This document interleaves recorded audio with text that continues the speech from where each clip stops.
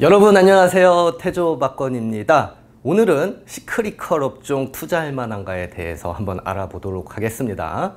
자, 특히 중국의 경기에 초점을 맞춰서 주식 사이클과 경기 사이클이 어떻게 흘러가는지 그거를 한번 예시로서 체크를 해볼 거고요.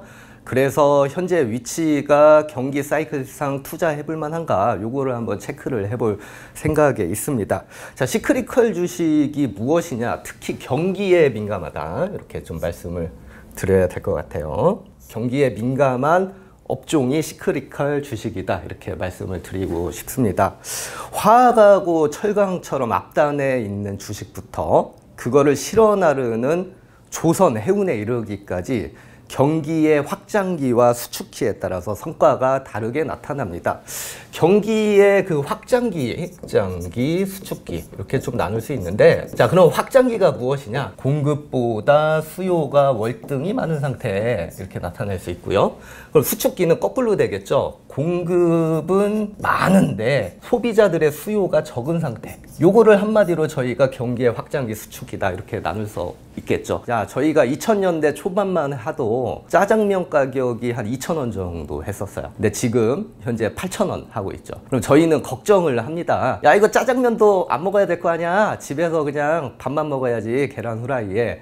근데 저희가 투자자 관점에서 생각을 해보면은, 자, 무엇이 짜장면 가격을 올렸길래 이렇게 우리를 힘들게 할까 이렇게 생각을 하죠. 하지만 투자자라면은 짜장면 가격을 올랐던 이 밀가루 기업에 투자를 했으면 되는 거죠. 밀가루 만드는 기업에 투자를 했었으면 된다. 그러면 저희 짜장면이 암만 올라도 그 주식이 더 크게 올랐을 가능성이 높으니까 그 주식에서 이제 룰루랄라 한 주, 두 주 팔아서 짜장면 사 먹으면 부담이 없었겠죠. 자, 밀가루 가격이 사실은 2000년대 초반만 하더라도 공급이 안정적이었어요. 그래서 톤당 100에서 한 200달러 정도 했었었는데, 요거 어떻게 되죠? 2020년 딱 들어오니까 코로나 터졌죠. 코로나 딱 터지면서 톤당 400에서 500까지 올라가네. 근데 또 어떻게 됐습니까? 2022년도부터 이제 우크라이나 러시아 전쟁 때문에 요것이 이제 또 곡창지대인 이 러시아 쪽에서 공급을 압박을 하기 시작해서 500에서 600까지 갔다는 얘기죠. 저희가 여기에서 알아야 될 거가 무엇이냐, 이 밀가루 가격을 나타내는 100달러, 200달러, 2022년도 이후에 500에서 600달러, 요거를 한마디로 표현하면은 뭐냐, 요거는 한마디로 생산자 물가지수다 이렇게 합니다. 생산자 물가지수.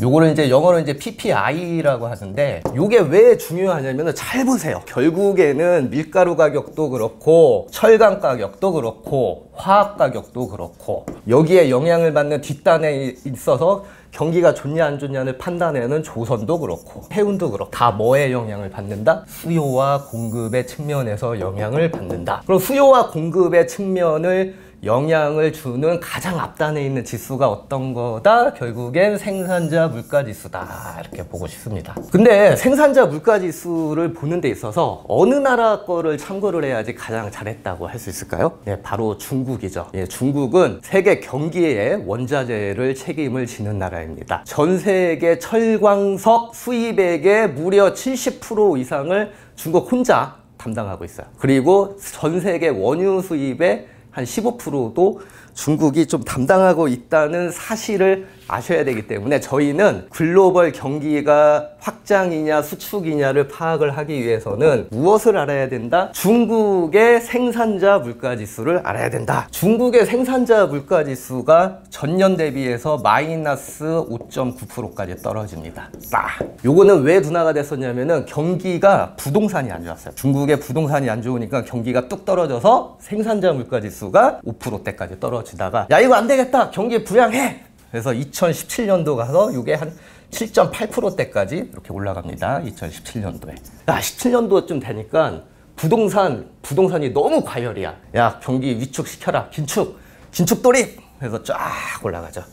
요게 2020년대까지 갑니다. 그리고 요게 마이너스 3.7%대까지 이렇게 딱 떨어지죠.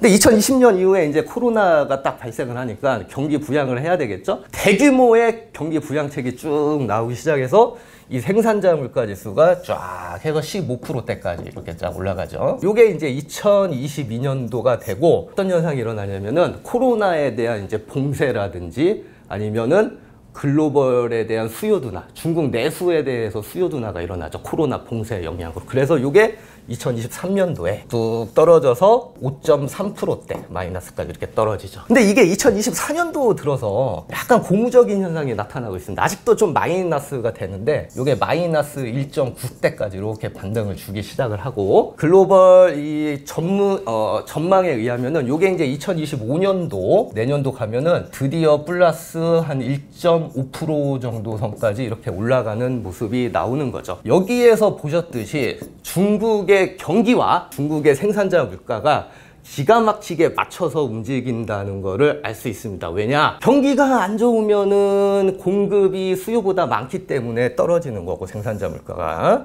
경기가 좋아져서 공급보다 수요가 많아지면 올라가는 거죠. 그러면 이 중국의 생산자 물가가 한국에 주식에 어떤 영향을 줬느냐, 요거를 한번 제가 딱 파악을 해봤는데, 자, 저희 한국에 대표적으로 이 중국 경기에 영향을 받는 게 이제 철강주가 될 것 같아요. 한국의 KRX 철강지수라고 있는데, 요 지수가 2015년도에 마이너스 1500포인트를 기록을 하죠. 그러다가 이 경기 회복기에 쭉 올라가서 한 2000까지 올라가죠. 2000포인트까지 회복을 했다가 다시 떨어지죠. 다시 이렇게 딱 1000포인트 정도까지 떨어졌다가 이 기간에 또 이렇게 올라가서 내려오죠. 근데 여기에서 회복이 되는 듯 하다가 이게 상승이 됐는데, 현재 2024년도는 이렇게 내려앉았습니다. 이상하다. 예전에 과거로 놓고 보면 데칼코마니처럼 얘가 떨어지면 얘도 떨어지고, 올라가면 올라가고, 떨어지면 떨어지고인데, 여기 올라가는데 왜 얘는 떨어질까? 여기에는 여러 가지 이유가 있어요. 여러 가지 이유가 있습니다. 예를 들어 가지고 글로벌 경기가 아직까지도 회복 조짐이 크게 안 보이고 있고, 특히나 중국 쪽에서 좀 그러고 있죠. 대규모 이제 부동산 부양책을 쓰고 있지만 아직까지도 저희가 체감할 만큼 좋아지지 않았다, 이런 것들이 나타나고 있는 거죠. 그럼 이 괴리에서 과연 중국주를 투자를 해야 되느냐 마느냐, 요게 의문점이 드는 거죠.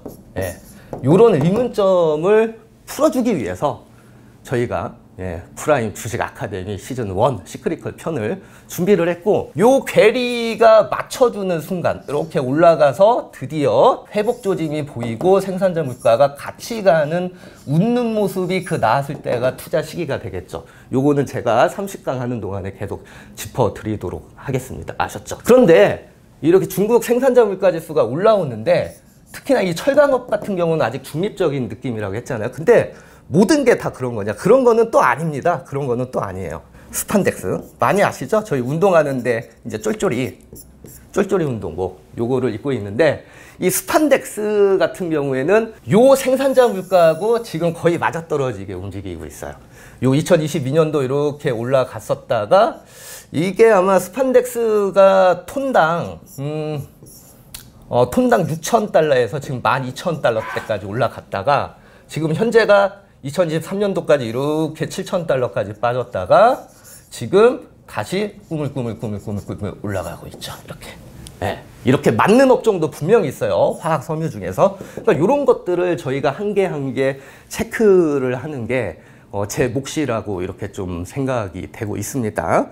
자, 이렇게 중국 경기 사이클과 세계 경기, 그리고 이 시크릿컬 업종이 뗄래야 뗄 수 없는 관계를 이루고 있다, 이런 것들을 제가 사례를 몇 개를 보면서 이렇게 좀 설명을 좀 드렸어요. 그러면 과연 제가 서두에 가지고 왔었던 시크릿컬 업종 투자할 만한가, 이렇게 좀 말씀을 좀 드렸지 않습니까? 중국 경기 회복을 기대하는 투자자들한테 향후 회복 국면에서는 큰 기회를 줄 걸로 이렇게 보고 있습니다. 그 기회를 찾을 때까지 저희 프라임 주식 아카데미 시즌 1 함께 해주시기를 바라면서 향후 회복 국면에서 큰 투자 기회를 잡으시길 바라겠습니다. 저는 이상 마치겠습니다. 태조박건이었습니다.